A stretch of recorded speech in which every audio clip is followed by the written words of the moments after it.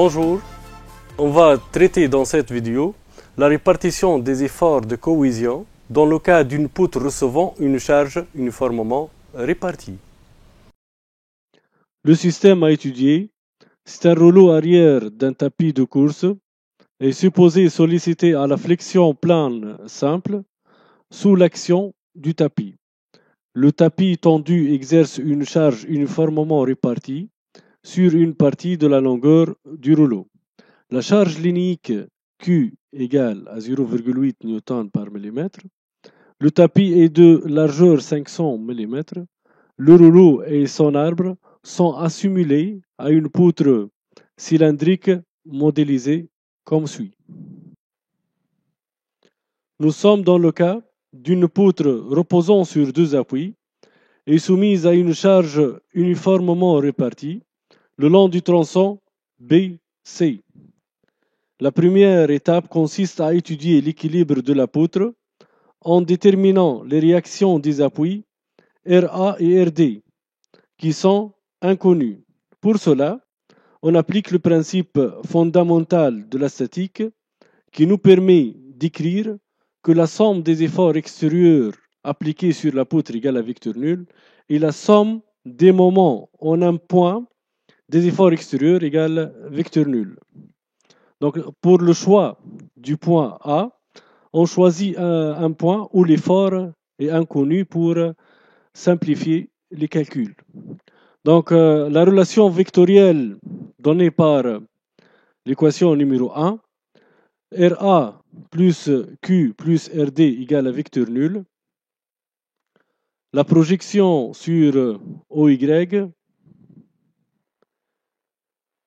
nous permettre de déterminer RA moins Q plus RD égale à 0 avec la charge équivalente Q égale à la charge linéique fois la longueur. Pour la charge équivalente Q, c'est égal à la somme des charges appliquées entre B et C. Et puisque la charge linéique Q est dirigée de haut vers le bas, donc la charge équivalente elle sera dirigée de haut vers le bas et elle sera reportée au milieu entre les deux points B et C. On peut écrire que RA c'est égal Q moins RD à partir de l'équation précédente. Et on passe maintenant pour la deuxième équation du principe fondamental de la statique. M au point A de RA plus le moment au point A de l'effort Q plus le moment au point A de RD, c'est égal à vecteur nul. La projection selon le sens positif nous permettre d'écrire que le moment au point A de RA égale à 0 puisque le point d'application de l'effort c'est le centre du moment, moins Q fois AE, le signe est moins puisque la charge équivalente Q tend à pivoter la poutre dans le sens négatif par rapport au point A, plus RD fois la distance AD, c'est égal à 0. Et à partir de cette équation, on peut déterminer RD, RD qui est égal à Q fois AE sur AD. L'application numérique, RD c'est égal à 400 fois 275 sur 550, c'est égal à 200 newtons. Et en revenant à l'équation 1', RA c'est égal à 400 moins 200, c'est égal à 200 newtons. Après avoir étudié l'équilibre de la poutre, nous allons tracer le diagramme des efforts tranchants et celui des moments fléchissants. On va ensuite découper la poutre en 3 tronçons pour déterminer les efforts tranchants. Rappelons la définition de l'effort tranchant. TY égale moins la somme algébrique des efforts appliqués à gauche de la section choisie. Je vais commencer par le premier tronçon. Pour ce faire, je vais étudier une section qui se promène, c'est-à-dire elle varie entre A et B. Donc TY égale à moins RA. Donc c'est égal à moins 200 newtons. Donc moins tout ce qui est à gauche. Et puisque nous avons une seule force appliquée à gauche de la section S, donc T, Y, c'est égal à moins RA. Ensuite, je vais déterminer l'effort tranchant pour le deuxième tronçon entre B et C. X elle est comprise entre 25 et 525. Donc TY égale moins, on regarde tout ce qui est à gauche, donc TY égale à moins, RA qui est dirigé vers le sens positif, moins Q fois la distance X moins AB. Donc la charge linéique ici, elle commence à partir du point B jusqu'à la section S. Donc la distance entre B et le point G, c'est le centre de gravité de la section S qui est égal à X moins AB. Pour X égale à 25, TY égale moins 200. Et pour X égale à 525, TY égale 200 newtons. Puis je vais calculer TY entre les deux points C et D. Donc TY égale à moins tout ce qui est à gauche. TY égale qui est moins RA qui est dirigé vers le sens positif, moins la charge équivalente Q qui est dirigée vers le bas. TY égale à une constante, c'est égal à 200 newtons. Enfin, nous allons représenter le diagramme des efforts tranchants. Entre A et B, TY c'est égal à une constante. Et entre B et C, la charge ou l'effort tranchant TY varie en fonction de X. Donc, c'est égal à moins 200 au point B et c'est égal à 200 au point C. Et pour le troisième tronçon, TY c'est égal à une constante, donc elle sera représentée parallèle à l'axe des abscisses. On va maintenant s'intéresser au traçage de diagramme de moment fléchissant le long de la poutre en commençant par le tronçon numéro 1. Rappelons que le moment fléchissant c'est égal à moins, entre parenthèses, la somme algébrique des moments des efforts appliqués à gauche de la section S est calculée autour du point G. Le point G, c'est le centre de gravité de la section S choisie. Entre A et B, X elle est comprise entre 0 et 25.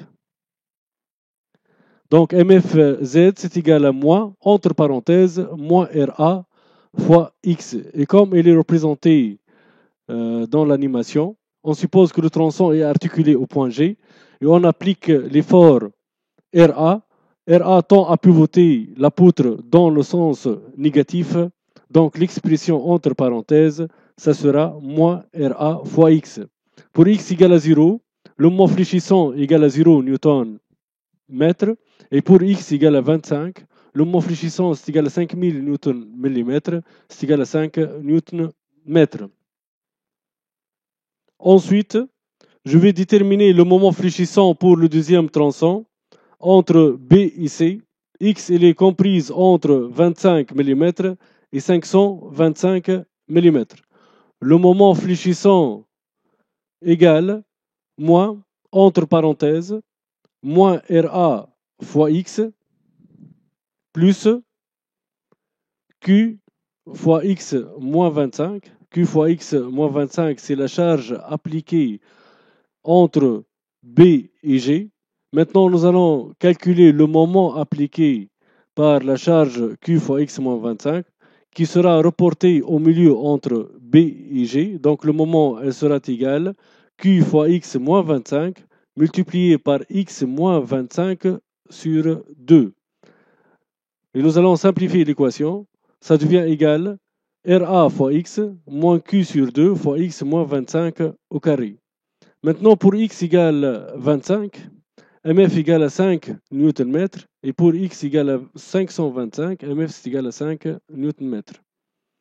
Pour représenter le moment fléchissant le long de la poutre A et D, il faut faire recours au calcul de l'extrémum. Pour déterminer l'extrémum, il faut annuler la dérivée du moment fléchissant qui est égale à RA fois X moins Q sur 2 fois X moins 25 au carré. Donc la dérivée du moment fléchissant, c'est égal à RA moins Q fois X moins 25 qui est égal à RA moins Q fois X plus Q fois 25 égale à 0. Donc on peut maintenant déterminer X qui est égal à 220 sur 0,8 égale à 275 mm. Et pour X égale 275, MF c'est égal à 30 Nm. Et au niveau de ce point, nous avons une tangente horizontale. Puis je vais calculer MFZ entre C et D. X elle est comprise entre 525 et 550. MFZ égale moins, entre parenthèses, moins RA fois X, plus la somme de la charge uniformément répartie Q qui est égale à Q fois L, multiplié par la distance entre le point d'application de la charge équivalente Q et le centre du moment G qui est égal à X moins 275. L'équation simplifiée, c'est égal à RA fois X moins Q fois X moins 275. Et nous allons calculer le moment fléchissant pour les points X égale à 525 et X égale à 550. Pour X égale à 525, MF c'est égal à 5000 Nm, c'est égal à 5 Nm. Et pour X égale à 550, MF égale à 0. Après avoir calculé les valeurs, nous allons représenter le diagramme des moments fléchissants qui sera représenté par une droite linéaire entre A et B, branche parabolique entre B et C, puisque nous avons une équation de second degré, et une droite entre C et D. Pour le premier point A, le moment fléchissant il est nul, égal à 0. Pour le deuxième point, le point B, qui est situé à une distance x égale à 25, mf égale à 5 newtons. Pour le point C, pour x égale à 525, mf égale à 5 newtons.